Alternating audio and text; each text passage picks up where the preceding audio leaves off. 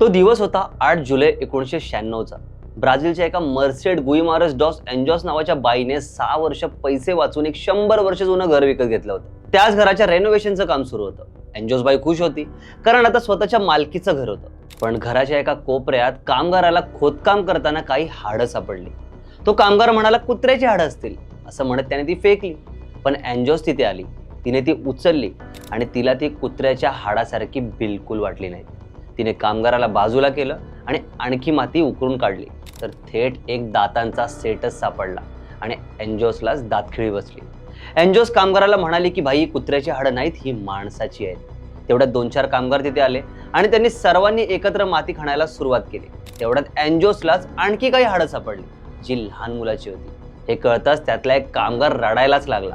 सगळेच एकदम गपगार झाले होते, पण त्यांना हे माहित नव्हतं की ते ज्या घरावर उभे आहेत त्या घराखाली एक नाही, 2 नाही, तर तब्बल 40,000 सांगाडे होते। ते कोणाचे होते? त्यांना कोणी मारलं होतं का? हा काय जादूटोणा भुताटकीचा प्रकार होता की काय? सगळं जाणून घेऊया या व्हिडिओच्या माध्यमातून। तर ब्राझीलच्या रिओ डी जानेरिओ मध्ये मर्सेड गुइमारेस डॉस एन्जॉस हिने एक असं घर विकत घेतलं होतं, ज्याचं बांधकाम 1866 ला झालं होतं। ओल्ड स्कूल टाईप असलेलं घर तिला आवडलं, पण तिने त्या घराला रिनोव्हेट करण्याचा निर्णय घेतला। रिनोव्हेट करतानाच अचानक एका कामगाराला हाडं सापडली, जी त्याला सुरुवातीला कुत्र्याची वाटली, पण नंतर स्वतः घरमालक एन्जॉसने शहानिशा केली। तेव्हा कळलं की ती माणसाची आहे। पण त्यांना आधी 2 माणसांची हाडं आणि सांगाड सापडले, पण नंतर जितकं खणलं जात होतं तितकी हाडं सापडायला लागली होती। अगदीच दात न फुटलेल्या लहान मुलांची हाडं त्यांना सापडली होती। हे एन्जॉसला भयंकर शॉकिंग वाटलं, कारण असा प्रकार काहीतरी विचित्रच होता।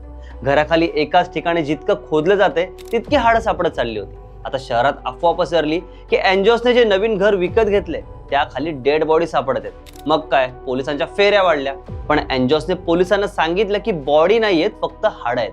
पोलिसांनी शहानिशा केली, काहींनी तर एन्जॉस खुनी आहे आणि तिनेच मारून लोकांना गाडले अशा अफवा सुरू केल्या। त्यामुळे ती आधीच टेन्शन मध्ये आली होती। जितकी हाडं मिळत जात होती ती सर्व एन्जॉस एका बॉक्समध्ये जमा करत चालली होती। एन्जॉसच्या डोक्यात सतत येत होतं की एकतर हे घर 100 वर्ष जुनं आहे, त्यामुळे आधीच्या कोणत्या घर मालकाने इतक्या हत्या करून त्यांना इथेच पुरलं असावं। पण सत्य बाहेर पडायला काही जास्त वेळ लागला नाही। तिथे शेजारी काही म्हातारी माणसं सुद्धा राहत होती। त्यांनी त्या घराजवळचे काही जुने नकाशे आणले आणि ते बघून एन्जॉस पार गार पडली, कारण तिचं घर एका अशा जागेवर होतं जिथे आधी दफनभूमी होती।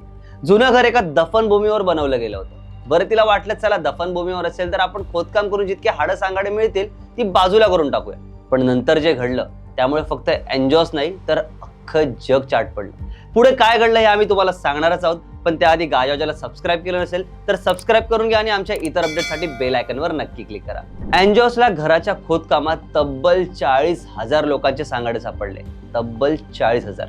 यामध्ये तरुण, म्हातारे, महिला, लहान मुलं अशी सगळी लोक होती। एका घराखाली खड्डा खणल्यावर 40,000 सांगाडे सापडणं हे खूप भयंकर होतं। पण आता एन्जॉस आणि तिथल्या पोलिसांसमोर नवा टास्क होता, ते म्हणजे ही हाडं नेमकी आहेत तरी कुणाची, याचे उत्तर मिळायला काही वेळ लागला नाही। खरं तर एन्जॉसच्याच हातून एक भन्नाट शोध लागला होता, एका 200 वर्ष जुन्या सिमेट्रीचा, म्हणजेच दफनभूमीचा।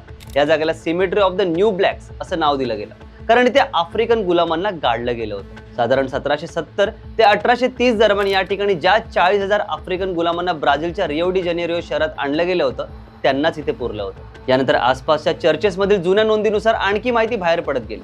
या शहरात कृष्णवर्णीय लोकांची विक्री सुद्धा व्हायची, पण सध्याच्या लोकांना याबद्दल काहीच माहिती नव्हतं, कारण काळाच्या ओघात सर्व नाहीसं झालं होतं। याच ठिकाणी एक वॉलोग्नो वॉर्फ नावाचं बंदर होतं। आफ्रिकेतून जे गुलाम ब्राझीलमध्ये आणले जात होते ते याच बंदरातून।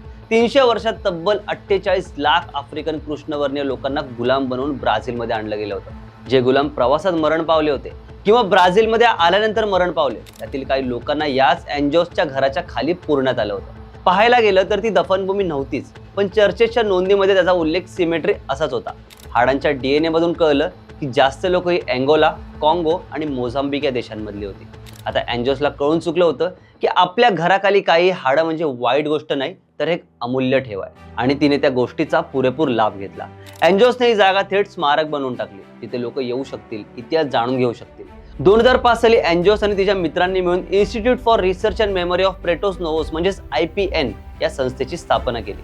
त्याच्या माध्यमातून ते कृष्णवर्णीय लोकांचा इतिहास, त्यांना का गुलाम बनवलं जायचं, त्यांच्या घराखाली काय काय सापडले, या सर्वांसाठी ते स्मारक, एक कलादालन, संग्रहालय आणि एक ग्रंथालय तयार केलं।